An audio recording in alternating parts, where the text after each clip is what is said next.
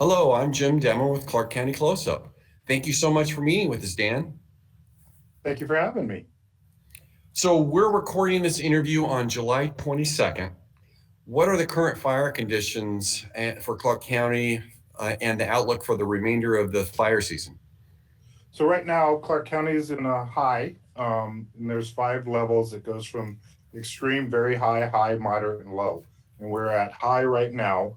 Um, right now, we're kind of trending down a little bit, but then in August, it's trending to the very high, maybe even possibly extreme. So it's a forecast. So things can change as the weather changes. But right now, we're at high and anticipate to be at high or very high for the rest of the fire season. Okay. Is there currently a burn ban in Clark County? Yes, so we have a burn ban in Clark County for open burning. It is not yet at the residential fire stage, but the city of Vancouver and the city of Camas and I think Battleground all have burn bans, including recreational fires, because they don't have open burning. So they do have the residential ban in unincorporated Clark County. We do not have right now, and probably in August we will definitely go to a residential burn ban. And this is like if you have a backyard fire pit, for example, in Correct. Vancouver, Camas, Battleground, you said that you can't do that, but in unincorporated Clark County, at least currently you can, but it'll probably Yes. change. So best is Probably. always to check Check. where you Yes. live to see see the lands. Okay. Yes. Uh, as many will recall, 2020 was a terrible year for wildfires in our region.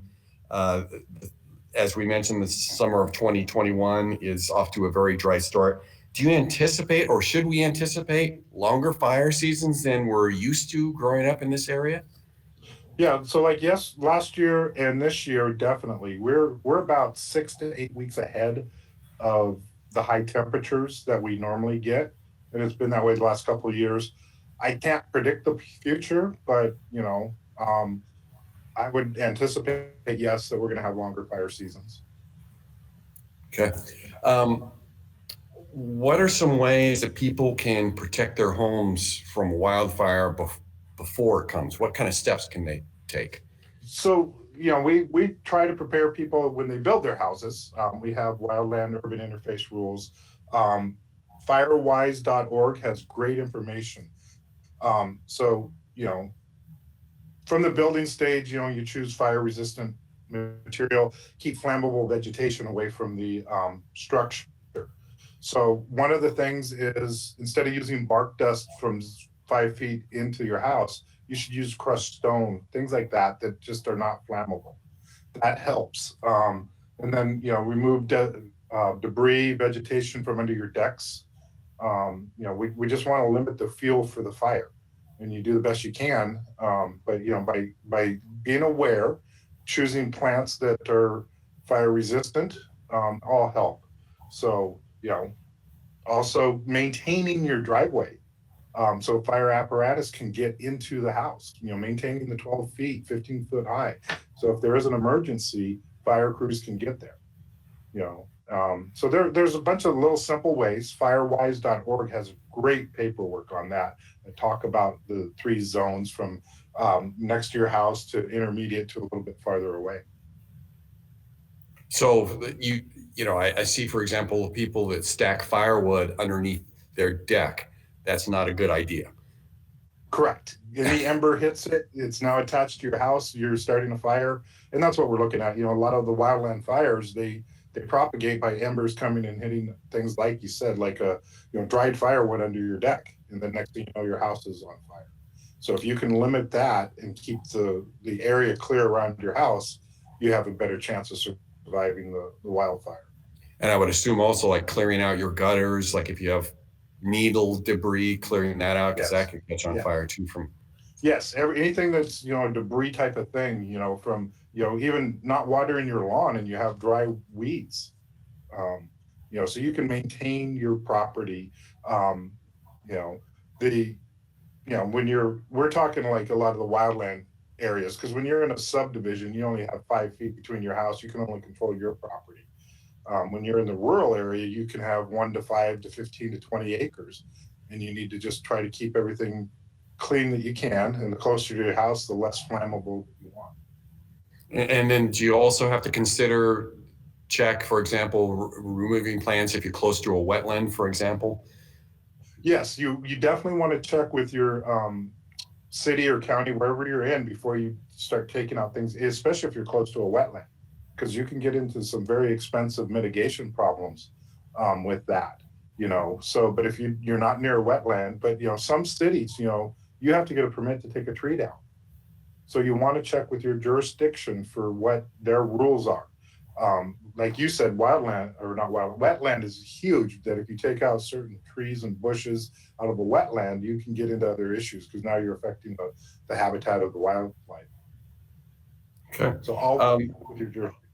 You also mentioned, so if you live in the wildland area, keep your space. And again, driveways clear, think about emergency vehicles that might have to come in, for example. Yes, yes. Yeah, so just say, in an event, wildlands coming to your place, they need to get down your driveway to throw water on your house to protect your house. If they can't get you down your driveway, they can't do their job. And I know we're talking wildland here, but you always want to maintain that, because what if you were maintaining your yard and you injured yourself? They have to be able to get equipment in to help you. So, you want to maintain that at all times. Okay. So what are some general ways people can avoid accidentally starting a fire? What are some tips that people should consider? Well, number one, smoking materials, improper disposal of smoking materials. If you're smoking a cigarette and you throw it in the bark dust, we've had quite a few fires where people put their cigarette out in a potted plant. Well, a lot of times that it's not dirt that's in there. There's stuff that's flammable and will promote combustion. So smoking materials, barbecue, especially if you're using charcoal, disposing of the ashes, put them in a metal bucket till they're cool to the touch before you put them. Definitely don't put them in a paper bag on your doorstep. We've had a few fires that way. The other one is burn bans. Right now we have the open burning. Make sure you're following the rules. So, and being aware of how dry it is, and don't put, the two examples I use, smoking materials and your barbecue ashes. Those are a way to start a fire if they're not cool. So you want to make sure you're using like the bucket and everything like that. If you do have a residential fire, do not leave it unattended. When you go in for the night, pour water on it till it's cool to the touch. Because if a wind comes up and catches an ember, then it spreads, you go 40 feet away and start a fire. Okay. Now, personally, myself, last year, we had a family of friends of ours that lived in Clackamas County, and they had to evacuate. So we offered our home up, and it was just a sudden thing where they said, get out of your neighborhood. So it really brought home that at a moment's notice, you could have to leave. So what are some things that people should prepare? Even though they might think they're in a fairly safe area, but I would assume if they're anywhere woods close by, they should be thinking about, different go-to packs. So what are some recommendations? Well, just on a side note, last year we had to evacuate. I live up in the Fargo Lake area, and there was a transformer that went out in east winds, and they evacuated us. So it's just the wildland fires. It could be something like that. So we actually had to evacuate for about 3 hours. But the things that you need to do is there's the 6 P's is what we call them. Number one is have a plan. You should have a plan before this happens. Also have a planned meeting place.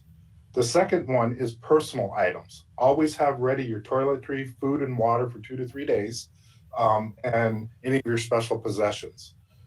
Third P is prescriptions. Make sure you have your full current supply of prescriptions. Photographs, things that can't be replaced that you can easily do. Have them in a place that they're ready to go. Pets. Making sure you have food for your pets, have a place for them, that you've got your carriers, all that stuff. Keep them contained. Don't let them run around, because in the emergency you need to go now, and you don't want to be chasing your pets down. And the last one is your papers. All your important papers, have those ready to go. So some people keep it in a backpack, some people keep them in a suitcase, but you should be prepared at any time, especially if there is a wildfire near you, have those ready to go. And those are some of the things that you can do. So that way, when the emergency happens and it goes from being prepared to go to going, you just grab that suitcase or whatever, throw it in your car, and you're gone. Okay. So last year, emergency alerts were very important depending on where you live. And so are there places where people can sign up? So if there is an emergency, people have to evacuate, they can get the notice as soon as possible. Yeah, and especially with people being on cell phones now as opposed to landlines. So you can go to cressa911.org and sign up for Clark Public Alerts. Takes about 5 minutes. You put your phone in, you get to choose how they're going to alert you, by email, by phone, by text. And then that way, if there is an emergency in your area, such as if you live at Fargo Lake, it'll go out to people that live in the Fargo Lake area. If you live out in Hawkinson, it'll just go to those people.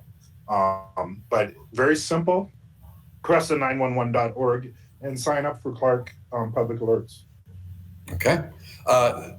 And just wanted to talk a little bit about evacuation levels.